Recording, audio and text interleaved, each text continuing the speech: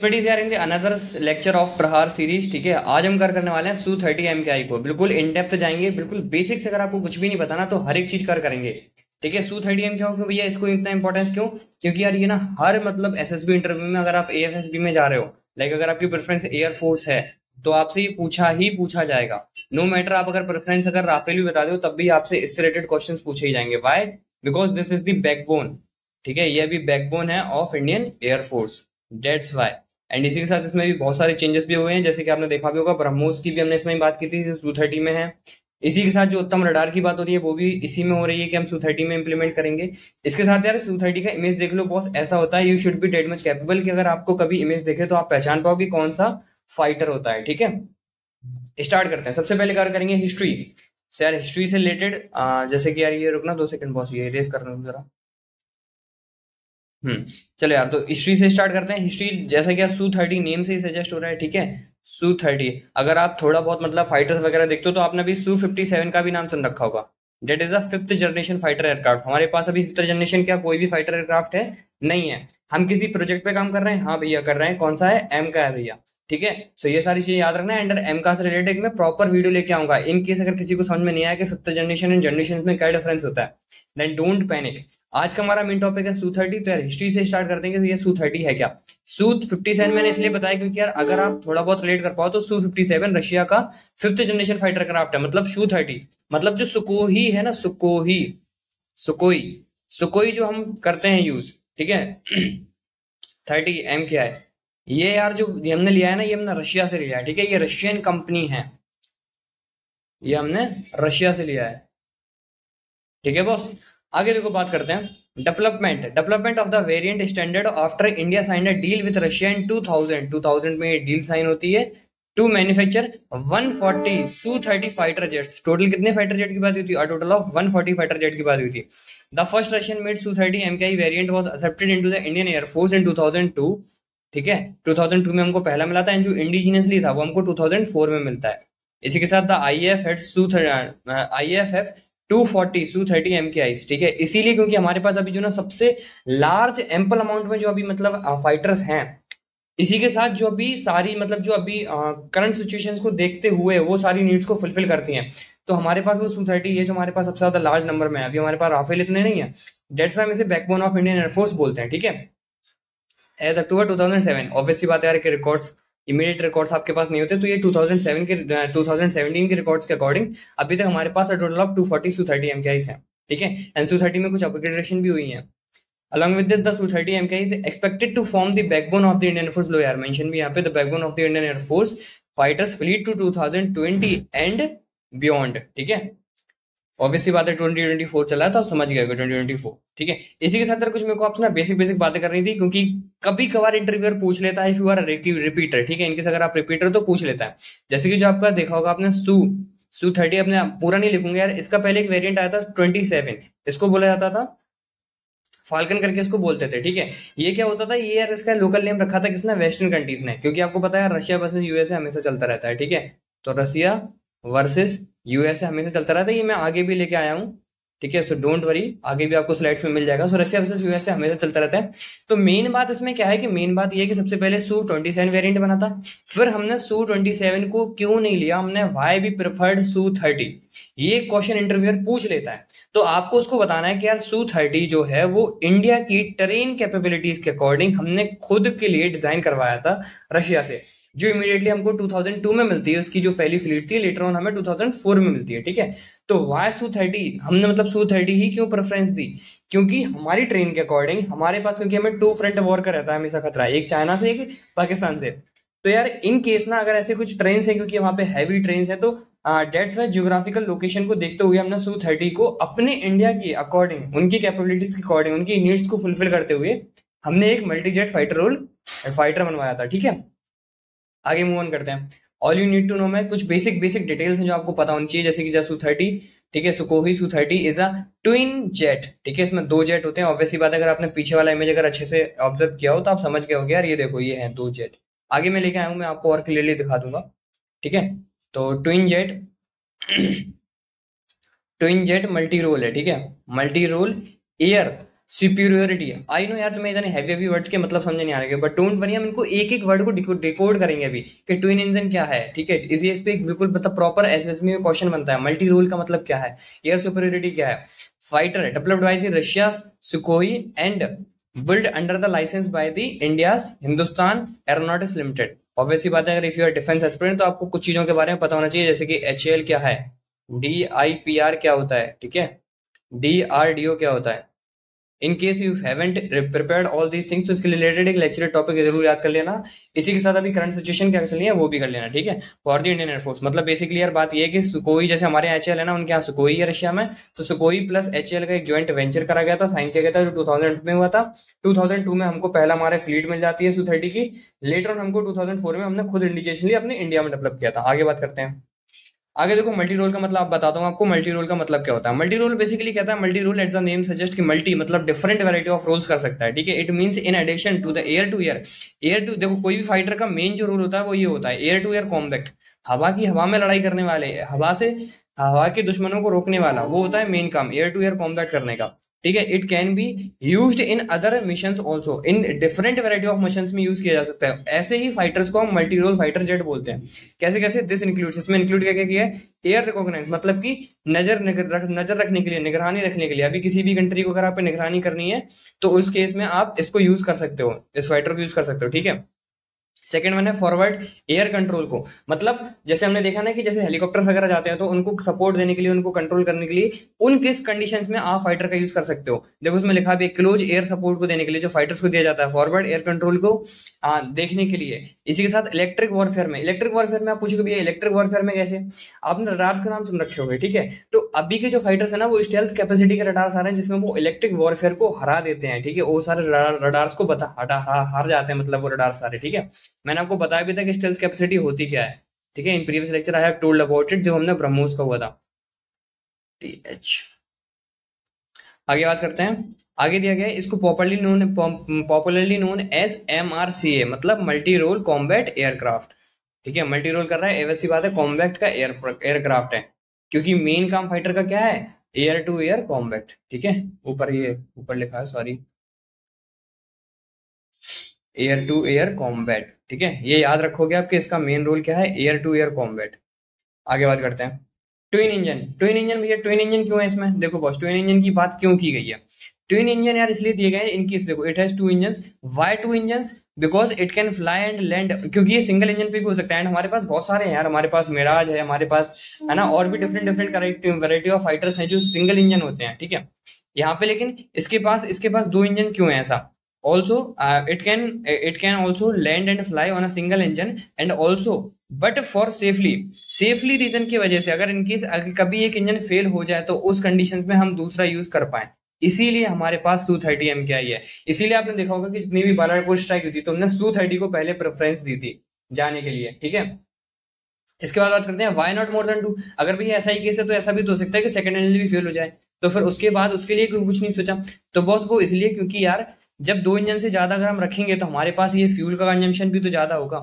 इसी के साथ जो बोल सकते हैं कि लोड लोड होता है ना, जो वेट होता है वो भी तो बढ़ जाएगा। इसी के साथ सेफ्टी रिक्वायरमेंट्स भी हो जाएंगी, क्योंकि आप अगर मिसाइल्स के बारे में थोड़ा जानते हो तो एक हीट सीकिंग मिसाइल्स होती हैं जो हीट को डिटेक्ट करके जाती है। अब जितना बड़ा इंजन होगा तो फिर आप फ्लेयर्स का यूज करके उनको रोक भी नहीं पाओगे, ठीक है, क्योंकि हीट फिर आपके फाइटर पे ही ज्यादा हो जाएगी। We will cover all these things के फ्लेयर्स क्या होती हैं, क्या चीजें होती हैं। देखो यार ये है इंजन, ठीक है। इंजन में आपको दिखाने के लिए लाया था कि इस टाइप की इमेज होती है, ये होता है दो इंजन, ठीक है। देखो जो यार मोस्ट मतलब जो एक चीज जो पूछी जाती है ना, कि जैसे अगर कभी आपने बोला कि sir I want to fly Su-30, तो आपसे इंटरव्यूअर पूछेगा why only Su-30, what is the difference between the other fighters and the Su-30 fighter. तो जो आपको वहां पे आंसर देना है ना, वो बॉस यहाँ पे लिखा हुआ है, आप इसको कॉपी पेस्ट कर सकते हो। थ्रस्ट वेक्टोरिंग इंजन्स, ठीक है। क्यों, क्योंकि इसमें एक वर्ड आएगा यार, मैन्यूरेबिलिटी, ये लिखा है देखो, एनहेंस्ड मैन्यूरेबिलिटी। आपके पास डिफरेंट वैरायटी ऑफ फाइटर्स हैं, जैसे कि हमारे पास 4.5 जनरेशन का भी राफेल भी है जो Su-30 से ऑब्वियस सी बात है एडवांस है।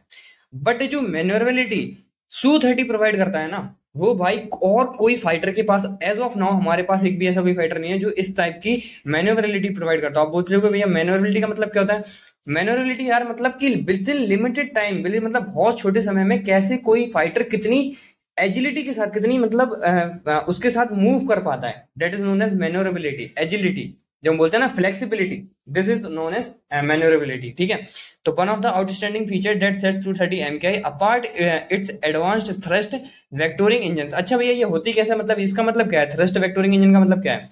देखो बस आप जो इंजन देख रहे हो ना, ये let me raise this portion firstly. आप जो ये इंजन देख रहे हो ना, इसमें यार जो इंजन में एक जो खास बात ये है कि once the fighter take off, है ना, मतलब जब भी आपको अगर हाई मैन्योरेबिलिटी की जरूरत होती है, तो अगर आपने फाइटर मूवी देख रखी है डेट ऑफ ऋतिक रोशन, तो उसमें भी ये दिखाया गया है कि यार इसमें जो ना ये होते हैं, ये फाइटर जेट के जो एग्जॉस्ट होते हैं, ठीक है, जहां से इनको थ्रस्ट मिलता है, वो एग्जॉस्ट मूविंग करते हुए दिखाई देंगे। अगर आप चाहो तो आप अपने गूगल पे सर्च भी कर सकते हो थ्रस्ट वेक्टोरिंग, तो आपको एक गिफ्ट टाइप मिल जाएगा। एक्चुअली ये रियलिटी में गिफ्ट ही था, बट पीपीटी में गिफ्ट चल नहीं रहा है, इसलिए आप देख लेना कि ये ना मूवमेंट करते हैं, ये सारे जो थ्रस्ट के ये आउटर पोर्शन है, ये मूव करता है, ऐसे ऐसे घूमता है बिल्कुल। जैसे आप अगर अपनी रिस्ट देखो, आप रिस्ट को अगर पकड़ लो तो आपकी पूरा आप रिस्ट मूव कर सकते हो ना। इसी के कारण इसको ना हाई मैन्योरेबिलिटी मिलती है, क्योंकि इनके पास एग्जॉस्ट करने के लिए ना नोजल्स होते हैं, वो किसी भी डायरेक्शन से हवा ले सकते हैं फिर, ठीक है। तो देखो इसमें लिखा भी है, these engines possesses the remarkable ability to independently control the direction of their exhaust nozzles, ठीक है। इसी के कारण इसको हाई मैन्योरेबिलिटी मिलती है, क्योंकि जहां पे आप नोजल्स को मतलब शिफ्ट आउट कर दोगे, वहां पे आपको थ्रस्ट ज्यादा मिल जाएगा। नो डाउट ये सिर्फ सब इसी का केस नहीं होता है, इसमें कॉनार्ड्स का भी खेल होता है, टेल्स का भी खेल होता है, सारी चीजें मैटर करती हैं, resulting in enhanced maneuverability and agility. This feature enables the aircraft to perform intricate maneuvers, including post-stall maneuvers, evasive actions, and rapid turns. Obviously बताऊं तो यार सीधी सी बात है मैन्योरेबिलिटी की, क्योंकि ये वर्टिकल भी फ्लाई कर सकता है, हॉरिजॉन्टली भी कर सकता है। इसकी ऑलमोस्ट 230 बोल सकते हैं कि मीटर पर सेकंड स्पीड होती है in case of vertical flying, ठीक है। सो सिर्फ मैन्योरेबिलिटी के लिए जो सबसे जो मतलब जो अगर, क्योंकि मैन्योरेबिलिटी का यहाँ पे कहीं काम होता है ना, बिल्कुल एकदम एकदम फास्ट स्पीड से जाके मशीन को करके वापस आना है, तो इन सच सिचुएशंस हम 230 को प्रेफरेंस देते हैं। आगे बात करते हैं डिफरेंट डिफरेंट आगे और क्या क्या वेरिएंट है और क्या क्या इसके फीचर्स है। तो यार आगे आ जाता है आपका एयर फ्रेम एंड कॉन्फ़िगरेशन। अब क्या ये क्या होता है भैया, एयर फ्रेम यार आपने देखो आपकी Su-30 मैंने आपको दिखाया, कुछ ऑलमोस्ट ऐसा था, कुछ फाइटर दिखता है आपको, वो ऐसा सा है ना, मतलब मेरी ड्राइंग यार बहुत बेकार है। ये आपका ये विंग हो गया इसका, ठीक है। इसके साथ फिर यहाँ पे छोटे से कॉर्नर्ड होते हैं एंड ये जाके ऐसे निकला होता है, मतलब समझ जाओ यार बॉस, ठीक है। ये एक सिंगल पोर्शन मैंने बना दिया, तो इस टाइप पे इनको कॉर्नर्ड्स बोलते हैं, ठीक है। ये कॉन्फ़िगरेशन है, ये टेल होता है, ये ऊपर की टेल होती है उठी हुई, उसके पीछे यहाँ पे भी आपको कोनार्ड्स मिलेंगे और नीचे साइड भी छोटे से कोनार्ड्स मिलते हैं, ठीक है। तो इसमें होता क्या था, Su-30 MKI has a twin engine air frame with a canard ये बोला था ना, ये होते हैं boss canard, and twin tail configuration. दो टेल होती है, एक यहाँ पे होती है, एक यहाँ पे होती है, और जो फ्यूल भरा जाता है ना वो इन टेल्स के अंदर ही होता है, ठीक है। These designs provide excellent maneuverability, stability, and high angle of attack capabilities. The aircraft large size allows for the increased fuel capacity. क्योंकि ये आपकी जो विंग स्पैन है ना, विंग स्पैन जब ज्यादा बड़ा होता है तो आपके पास हाई उसको ना, मतलब आप है ना जो फ्यूल है, क्योंकि फ्यूल्स जो भी कैरी किया जाता है वो किसमें किया जाता है, आपके विंग्स में। जब विंग्स बड़े होंगे तो ऑब्वियसली बात है आप फ्यूल भी ज्यादा कैरी कर पाओगे, ठीक है। आगे बात करते हैं एक्सटेंडेड एट रेंज। ऑब्वियसली बात है जब यार आपके पास फ्यूल ज्यादा होगा तो आप रेंज तो बढ़ा ही लोगे ना, ऑलमोस्ट 3000 के अराउंड होती है, and endurance. The air frame of the Su-30 MKI is constructed using the titanium and high strength aluminium alloys. ये जस्ट मैंने एक बार मेटल बता दिया क्योंकि मेटल पूछ ले जाते हैं, ऑलमोस्ट सारे fighter titanium plus aluminium alloy के थ्रू ही बनते हैं, ठीक है। आगे बात करते हैं रडार्स एंड सेंसर्स, ये भी एक बहुत इंपॉर्टेंट एक्सपेक्ट होता है रडार्स एंड सेंसर्स का। The Su-30 MKI is equipped with a powerful phased array radars that provides long range detection, ठीक है। लॉन्ग रेंज की मोस्ट इंपॉर्टेंट है, क्योंकि फाइटर की स्पीड इतनी ज्यादा होती है कि यार वो ऑब्वियस सी बात है कि विद इन सेकंड्स वो कहीं ना कहीं से कहीं ना कहीं चला जाएगा। सो आपके पास लॉन्ग रेंज डिटेक्शन होना चाहिए, अदरवाइज अगर सपोज करो शॉर्ट रेंज है तो आप फाइटर की अगर स्पीड मूव ऑन करोगे तो आप उतनी जल्दी डिटेक्ट ही नहीं कर पाओगे वाली चीजों को, क्योंकि जब तक रडार डिटेक्ट करके तब तक तो आप उस एरिया से निकल चुके होगे ना। इसी के साथ ट्रैक करने का काम आता है, एंड टारगेटिंग कैपेबिलिटीज, ठीक है। टारगेट कैसे होते हैं, आपने अगर मूवीज देखे हैं यू नो वेरी वेल कि यार जब भी आप देखते हो ना तो उसकी जो कॉकपिट होती है, कॉकपिट में आप देखते हो कि टारगेट क्लियरली विजिबल होते हैं, टारगेट कैपेबिलिटीज होती है, उनको आप लॉकआउट कर सकते हो। It also incorporates a variety of sensors including infrared search and track. अब ये IRST क्या होता है, देखो आज की जो मिसाइल्स है ना, मिसाइल्स काफी एडवांस हो गई। सबसे पहले आती थी हीट सीकिंग मिसाइल्स, ठीक है। इसलिए मैं बोल रहा हूँ इस सीरीज को कंप्लीटली फॉलो करना, then you will know an in depth knowledge, ठीक है। पहले हीट सीकिंग मिसाइल्स आती थी जो हीट को डिटेक्ट करती थी। जैसे सपोज करो मैं तुमको थोड़ा एक्सप्लेन कर ही देता हूँ, जैसे इंजन है, ठीक है। ये इंजन है। अब मिसाइल्स क्या करती थी, जैसे कोई इनेमी कंट्री है, इसके पास यार इसने मिसाइल छोड़ दी, ठीक है, तो अब मिसाइल क्या करती थी, अब मिसाइल को डायरेक्शन नहीं पता, मिसाइल को सिर्फ ये पता है कि हीट, क्योंकि वो हीट को सीक करके जा रही है, ठीक है, तो उस टाइप की हीट सीकिंग मिसाइल होती थी। तो इंजन की क्या करती थी, इंजन, क्योंकि इंजन अगर चल रहा है तो यार ऑब्वियस सी बात है इंजन यहाँ पे हीट कर रहा होगा, ठीक है, ऐसे ऐसे करके हीट तो छोड़ ही रहा होगा। So these missiles are following this heat, and उसको हीट को फॉलो करते हुए ना उसमें जाके हिट कर जाती हैं, क्योंकि फाइटर की जो मैक्सिमम स्पीड होती है वो 2 से 3 मैक होती है अभी, एंड इनकी यार 7 to 8 मैक होती है। तो ऑब्वियसली बात है ये मिसाइल्स तो बहुत जल्दी जाके आराम से हिट कर देंगी, क्योंकि इसमें आपकी कई सारी चीजें आती हैं, जी लिमिट भी देखनी होती है, जबकि मिसाइल्स की या मशीनों की कोई लिमिट नहीं होती, ठीक है। इसी के साथ अब होता क्या है यार, इसके लिए हमने एक सॉल्यूशन निकाला, हमने क्या सॉल्यूशन निकाला, हम क्या करते हैं, फ्लेयर्स छोड़ देते हैं। अभी आपने फ्लेयर्स देखा होगा, जैसे अभी मैंने एयर शो पे एक शॉर्ट भी डाल रखा था, जिसमें आपने देखा होगा कि फाइटर ना यहाँ से कुछ ऐसे ऐसे फ्लेयर्स निकलते हैं, ऐसे धुआं धुआं जैसे, आग जैसी कुछ ना, धुआं धुआं जैसे निकलते हैं, उनको टेक्निकल टर्म में फ्लेयर्स बोलते हैं। अब ये फ्लेयर्स क्या करते हैं, क्योंकि टेम्परेचर यहाँ पे ज्यादा था, तो यार जब फ्लेयर्स या मिसाइल्स आती है ना, तो ये फ्लेयर्स क्योंकि खुद आग होती है, ये तो सिर्फ यहाँ पे जल रही है, तो इनके पास इससे ज्यादा हीट होती है। तो अब हीट सीकिंग मिसाइल को ये लगता है कि यार ये ना, ये फ्लेयर ही रियल फाइटर है, एंड डिफरेंट डिफरेंट मल्टीपल फ्लेयर्स होती हैं, तो उनको लगता है कि यार बहुत सारे फाइटर हैं। तो these people get confuse, and जिससे हमारा जो एक्चुअल टारगेट था वो बच जाता है, एंड फ्लेयर्स के थ्रू आपकी मिसाइल जाके हिट कर देती है इनटू द फ्लेयर्स, ठीक है। So this is the complete concept, मैंने आपको एक्सप्लेन ही कर दिया मिसाइल कैसे होती है। अब यार उसी के टाइम पे आप, क्योंकि हीट सीकिंग मिसाइल से तो अब ये हो जाएगा ना कि यार अब सारी मिसाइल्स, क्योंकि सारे फाइटर्स के पास फेलियर्स आ गई, तो उसी के लिए फिर नई वैरायटी ऑफ मिसाइल्स निकाली गई जो इंफ्रारेड होती हैं, ठीक है, इंफ्रारेड रेस को फॉलो करके जाती हैं, तो उस टाइप के ट्रैक करने के लिए उनके लिए एक अलग रडार्स की जरूरत पड़ती है, ठीक है, systems to detect and engage targets effectively even in adverse weather conditions और द स्टेल्थी इन्वायरमेंट। स्टेल्थी मैंने आपको स्टेल्थ कंडीशन बता दी थी कैसी होती है, एडवर्स वेदर कंडीशन, ऑब्वियसली बात है यार ये फाइटर है, इस फाइटर को हिमालय में जाके भी लड़ना है, राजस्थान के जबलपुर में भी जाके लड़ना है, सब जगह लड़ना है, ठीक है। सो एडवर्स वेदर कंडीशन में ऐसा ना हो कि हमारा रडार ही खराब हो गया, वो वर्क ही नहीं कर रहा है। आगे बात करते हैं, आगे बात करते हैं अपना वेदर एंड पेलोड की। देखो था aircraft is equipped with 12 hard points, ठीक है, a total of 12 hard points होते हैं in the Su-30 MKI and capable to carrying a wide range of weapons including air to air missiles, air to ground missiles, guided bomb and rockets. होता क्या है, air to air as the name suggest, हवा से हवा में, हवा से जमीन में। गाइडेड बॉम्ब्स कैसे होते हैं, आपने देखा होगा, if you have watched the movie यार ऑपरेशन वैलेंटाइन, ऑपरेशन वैलेंटाइन में क्या होता है, जो एनिमी फाइटर्स होते हैं वो नेहरू टनल को टारगेट कर रहे थे। देखो फिल्म में सबको सही नहीं दिखाया होता, but most of the time आधी से ज्यादा चीजें आपके टेक्निकल समझने के लिए अच्छी होती हैं, that's why you used to prefer कि आप मूवीज देखा करो, ठीक है। तो अगर आपने ऑपरेशन वैलेंटाइन देखी है तो वो ना नेहरू टनल को डायरेक्टली फॉलो कर रहे थे, एंड लास्ट मोमेंट पे क्या होता है, उस फाइटर को डिस्ट्रॉय कर दिया जाता है, जिसके कारण वो बॉम्ब जाके किसी दूसरी जगह हिट करते हैं। तो था क्या मतलब, वो किस टाइप के बॉम्ब थे, वो गाइडेड बॉम्ब थे, ठीक है। इसी के साथ रॉकेट्स भी लॉन्च कर सकते हैं, ठीक है, आपने देखा है, ऑब्वियस सी बात है। This versatility enables the Su-30 MKI to fulfil various missions requirements and effectively engage both aerial as well as ground target. हवा के एज वेल एज जमीन के टारगेट्स को टैकल करने के लिए Su-30 MKI कैपेबल है, क्योंकि इसके पास 12 टोटल ऑफ 12 हार्ड पॉइंट है। इसी के साथ ये different variety, like air to air भी कर सकता है, एयर टू ग्राउंड भी कर सकता है, गाइडेड मिसाइल्स भी कर सकता है, गाइडेड बॉम्ब्स भी, रॉकेट्स भी, सब कुछ लॉन्च कर सकता है। इसी के साथ अब आगे बात करते हैं इन फ्लाइट रिफ्यूलिंग कैपेबिलिटी। मैंने आपको बताया था कि यार ना रिफ्यूलिंग 2 टाइप की होती है, इन फ्लाइट बात कर लेते हैं, मतलब हवा के हवा में। आपने देखा होगा Su-30 में ना कि ये ऐसा सा नोजल निकला होता है। अब कोई भी बड़ा फाइटर आके ना इसको ये इस एक टाइप की वायर, मतलब पाइप समझ लो, कुछ भी समझ लो, उससे आगे अटैच होती है, एंड इसके पास रिफ्यूलिंग हो जाती है, ठीक है। ये जो होती है ये विंग स्पैन से वहां पे जाके फिलिंग हो जाती है। So Su-30 has a ability to perform in flight refuelling, extending its range and endurance during the long range missions और when operation far from the base. अगर कहीं बेस से बहुत दूर तक जाना है तो ऑब्वियसली बात है आपके लिए अच्छा खासा फ्यूल लगता है, तो उस टाइम पे क्या होता है हमें, और जो सपोर्ट फाइटर्स होते हैं, सपोर्ट एयरक्राफ्ट होते हैं, वो हमें सपोर्ट करते हैं for the air to air refuelling में। आगे बात करते हैं। अब यार ये कुछ टेक्निकल चीजें हैं जो आपको याद होनी चाहिए, जो मैंने आपके लिए साइड से लिख दी है, बाकी सारी चीजें मैं आपको 1 बाय 1 एक्सप्लेन करता चला गया, ठीक है। अब देखो जो बेसिक इंपॉर्टेंट आपके एग्जाम पर्सपेक्टिव से वो देख लो। क्रू 2 मेंबर होते हैं, क्योंकि एक देखो याद करने का तरीका कैसे है, ट्विन इंजन है, इसी के साथ ट्विन सीटर भी है, ठीक है।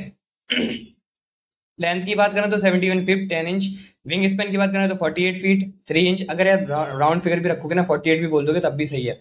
Height 20 feet. वैसे एग्जैक्टली ऐसा कोई पूछता नहीं है कि आपको ये बताना होता है, आपको टेक्निकल चीजें बतानी होती है। जैसे इफ योर इंटरव्यूअर आस्क यार tell me the difference between the Su-30 and Rafale, तो आपको ये नहीं बताना होता कि यार लेंथ इतनी है, विंग स्पैन इतना है, हाइट इतना है। ऑब्वियस सी बात है, अभी ये डिफरेंसेस हैं, बता सकते हो, बट इंटरव्यूअर वहां आपसे ये सुनने के लिए नहीं बैठा ठीक है, ये वो कहीं पे भी देख सकता है। ही वॉन्ट टू आस्क यार ऐसा क्या टेक्निकलिटी डिफरेंस है जो आप दोनों में डिफरेंस देखते हो। जैसे मैंने बोला कि आपने, जैसे अभी मैंने आपको बताया था कि यार हाई मैन्योरेबिलिटी, आप इंजन्स की बता सकते हो कि वहां पे ना वेक्टर, लाइक जो थ्रस्ट वेक्टोरिंग पावर होती है उसके पास, Su-30 के पास, वाइल राफेल के पास ऐसा नहीं होता। उसको सपोर्ट करने के लिए आप बोल सकते हो कि यार इसमें ना एयर टू एयर रिफ्यूलिंग भी होती है, इसके विंग स्पैन ज्यादा बड़ा होता है, इसके पास दो इंजन होते हैं क्योंकि दोनों पे वो सर्वाइव कर पाता है, तो इसलिए आप बाद में बता दो कि इसका इसलिए लेंथ भी बड़ी हो जाती है, विंग स्पैन भी बड़ा हो जाता है। तो ये चीजें आप बाद में सपोर्ट के लिए बता सकते हो, ठीक है। एम्पटी वेट देख लो बॉस, 18,000 ऑलमोस्ट, ठीक है। इसी के साथ maximum take off weight 38,000 and payload 8,000। I thought आप सबका मतलब समझते हो, क्रू मतलब कितने लोग हैं, लेंथ मतलब कितनी लंबाई है, विंग स्पैन मतलब जो विंग थे वो कितना फैले हुए हैं, हाइट आपको पता है, ऊंचाई होती है, एम्पटी वेट मतलब खाली होने के बाद कितना वेट होता है, मैक्सिमम टेक ऑफ वेट जब जाता है, जब टेक ऑफ करता है, जब उसके पास सारी मिसाइल्स वगैरह इक्विप्ड होती हैं, वो उसके बाद उतना मैक्सिमम वेट कितना हो सकता है। पेलोड वेट होता है जितना सिर्फ आपका मिसाइल्स का वेट, जब मिसाइल्स वगैरह लग जाती है तो कितना वेट होता है। इसी के साथ पावर प्लांट जो होता है मींस आपका जो इंजन होता है, ठीक है। So it is equipped with 2 यार इंजन का नाम है, ठीक है, इंजन का नाम है ये इतना बड़ा, Lyulka AL31FP। After burning turbofan engine providing a thrust of 120 kilo newton, 123 kilo newton, ठीक है, with an after burner. Maximum speed कितनी होती है, तो ऑलमोस्ट ऑलमोस्ट आप देख सकते हो कि मतलब 3 मैक नहीं, सॉरी बॉस, 2 मैक के अराउंड, ठीक है, 2 मैक अराउंड, विथ 2 मैक इधर लिखा भी है, at a high altitude and 1350 kilometre per hour, 840 metre per second, Mach 1.09 at low altitude, ठीक है। ऑब्वियसली बात है, देखो डिस्टेंस के साथ एंटी ट्रेन के साथ ये सारी चीजें चेंज हो जाती हैं आपकी, like train as a geographical situations के साथ आपकी मैक्सिमम स्पीड कम या ज्यादा हो सकती है। इसी के साथ जो आपकी बोल सकते हैं कि फ्यूल कैपेसिटी है, क्योंकि अगर आप बहुत हैवी ट्रेन पे, ठीक है, या फिर आप कहीं बहुत हाई फ्लाई कर रहे हो, तो ऑब्वियसली बात है आपका जो कंजम्पशन ऑफ फ्यूल होगा वो भी ज्यादा होगा। कॉम्बैट रेंज कितनी होती है ये यार मोस्ट इंपॉर्टेंट है, ये आप फैक्चुअल याद ही रखोगे, कॉम्बैट रेंज कितनी होती है। कॉम्बैट रेंज अप्रोक्सीमेटली 3,000 किलोमीटर होती है, मतलब हाई एल्टीट्यूड में ना आपके, अगर आपने देखा कि दुश्मन मेरे से 3,000 किलोमीटर दूर भी है तब भी आप उस पर मिसाइल दाग सकते हो, सीधी सी बात ये है, ठीक है। So this is known as combat range. So यार दिस इज ऑल।